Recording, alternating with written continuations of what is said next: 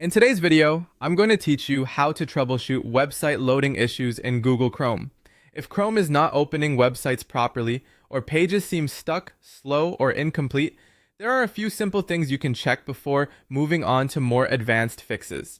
In this walkthrough, I'll guide you through the basic troubleshooting process in a clear order so you can quickly figure out whether the issue is with Chrome itself, your internet connection, or temporary browser data. First, open Google Chrome and try to load a normal website, such as a major public site that is usually available. This helps you confirm whether the problem is affecting just one page or all websites in general. If the site loads normally, then Chrome is working and the issue may be limited to the specific website you were originally trying to access. If the page does not load, keeps spinning, or shows an error, continue to the next step. Next, test your internet connectivity and speed. Make sure your device is actually connected to the internet and that the connection is stable.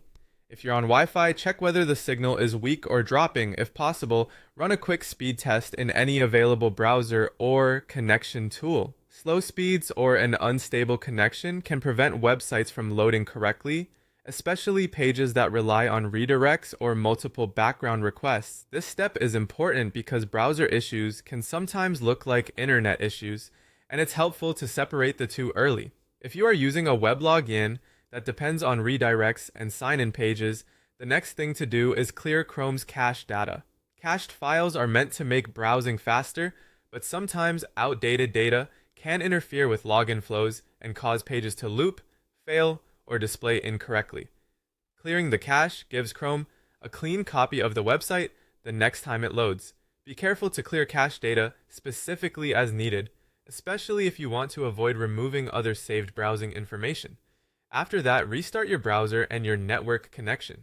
Close Chrome completely, then reopen it and try the website again. Also, restart your internet connection by turning your Wi-Fi off and back on, or by rebooting your router if necessary. This can refresh temporary connection issues that might be affecting access.